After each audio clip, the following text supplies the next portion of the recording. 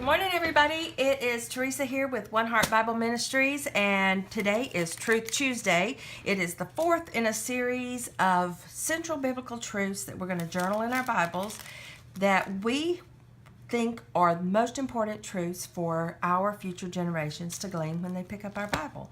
So today it is going to be about the fact that it really, really matters how you treat all people. And we're going to get into that in just a minute. And I'm also going to show you my process that I go through when I'm doing a page, because it is not as simple as it may look on the video. And I want to kind of show you what goes on in preparation. First of all, a lot of people have asked me about my work surface and why it changes all the time. And basically, I want to show you, this is just contact paper from the Dollar Tree.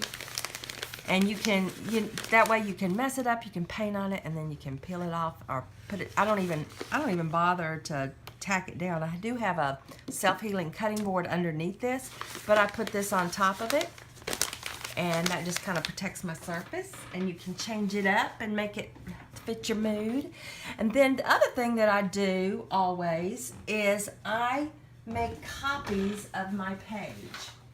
So whatever page I'm going to be doing, I make a bunch of copies of it, and usually, about 10, because I can mess up a whole bunch of them in my just trial and error.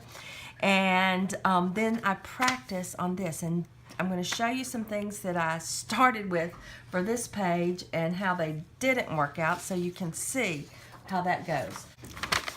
Point being, it really, really matters how you treat all people. I kind of wanted to do a crowd scene. Well, my first inclination was to use different colored tissue paper, which it was big. I cut out this young lady from the Beloved Society Print and Pray shop with Illustrated Faith, and you can see that that's what I used as my template.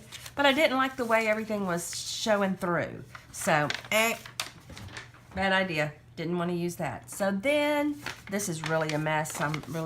But this is what I came up with next. Ignore the gray, that didn't work obviously. But I wanted to do kind of like exaggerated flesh tones. And in that process, realized that my black lettering would not go over my black person. So, tried the Jelly Roll pen. Didn't show up very good. I think I'd also tried another just regular paint pen here somewhere. Didn't work. Tried a Sharpie, a white Sharpie, and it just kind of faded in. Tried Craft Smart paint pen, also kind of faded in. Tried, let's see, best one that I came up with the white words was this Uniball Signo pen, but the problem is it wasn't really a good solid line on top of the paint, and it did kind of fade in. So all of those were no-goes, and there are pages that show that. There are pages before this of colors that just didn't work out. Then once I finally kind of decided as to general idea of what I wanted to do there, then I kind of block my lettering out, and I do a straight line down, because I want to put it really, really, really matters how you treat all people. And I wanted to make sure my words were centered, so I've got this marks the middle of each word, and that's what we're going with, and that's my story, and I'm sticking to it, and we're hoping that this turns out. But I want to talk to you for just a second while I start to paint. I've already pre-mixed some flesh tones here, and I've got some Jane Davenport neutrals that I may use if some of these don't work out. But while I get started painting, and by the way, this size girl didn't work out, so we took her down 75%, cut her out on cardstock, and I used this as my template, and I got more people in. So I just traced them in. I've covered up my words just in case to my main vocal verse. And we're just going to get started painting. I wanted to just tell you basically about this verse. It is Matthew chapter 22, and it starts with verse 34. And basically, the Sadducees, Jesus had just put them in their place. So, of course, the Pharisees came along and they were like, okay, we'll get slick and we'll just send in our lawyer. So they sent in their lawyer, and he thought he was going to trick Jesus.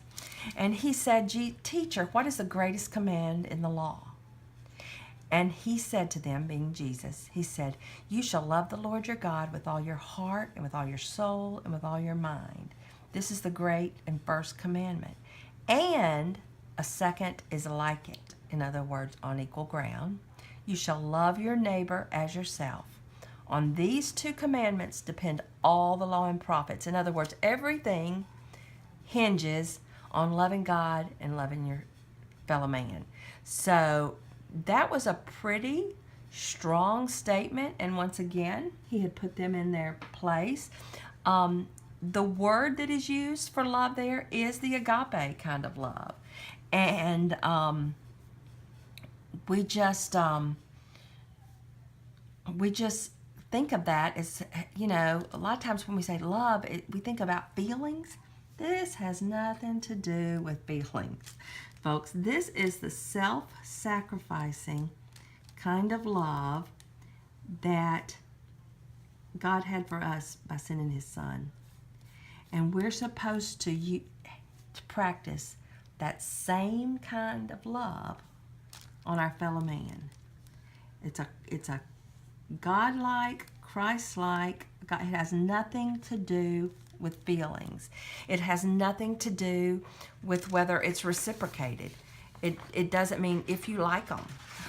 It doesn't mean if you're feeling charitable that day or whatever. And I was thinking about this. Sometimes worse than treating somebody bad is just being dismissive or ignoring them. That can hurt people worse. When you don't see people, that can hurt them worse than treating them bad. And so I would just challenge you to see the people around you. They don't have to be lovely. They don't have to appear to have it all together. And I don't want this journal entry to confuse anybody and make them think that this is all about just loving other races. Because really and truly, I don't even think we ought to see race when we look at people. I think we ought to see hearts and treat people. It doesn't say treat people of your own kind. It doesn't say treat people who think like you with love. It doesn't say treat people who have the same political views as you with love. As a matter of fact, self-sacrificing is really, really large. I mean, it's like if somebody needs compassion, even though they don't give compassion to others, we're supposed to show them compassion. If, let's say, they need assistance and you know that they're not grateful for anything anybody does for them, we're supposed to give them assistance. And that is one of the hardest things, because I know somebody that needs all kinds of help and they don't appreciate anything anybody does for them. It's like nobody does enough. And it's hard to want to help them. But God's kind of love helps in spite of whether we deserve it or not. It could be somebody that needs forgiveness and they don't think they need forgiveness, like they haven't apologized to you. Or it could be, or they aren't forgiving themselves. They're still holding a grudge against you and everybody they know. And they do, you need to forgive them. That's the kind of God kind of love. I mean, it's the kind of love that we don't have on our own power. I mean, it's the only, in my opinion, it's the only kind of love that the Holy Spirit can put in us. And it's not like when you feel like being nice to the lady in the checkout. It's not when you feel like being nice to the person on the phone that is giving you all the wrong answers and giving you the runaround. And it has nothing to do with feelings. This kind of love is based entirely on, plain and simple, a God kind of self-sacrificing love.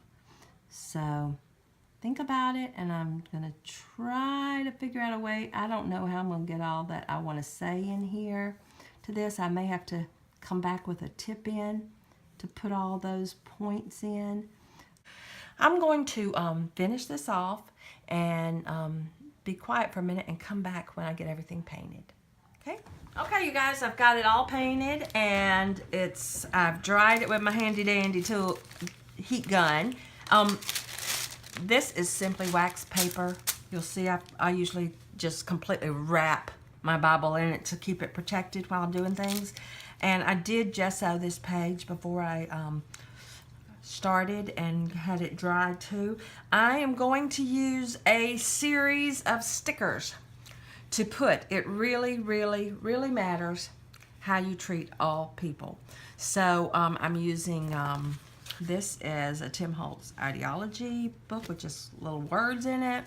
Here's some of Tim Holtz just sticker letters. And I want it to be like really, really, really getting graduated bigger. These, I think these came from Walmart, and these were from Hobby Lobby. So these are my white ones. So hoping this is going to work, and hang tight and I'll let you see how it comes out. Okay, so we're back and we got the letters to fit. They're a little wonky, but hey, it doesn't really matter.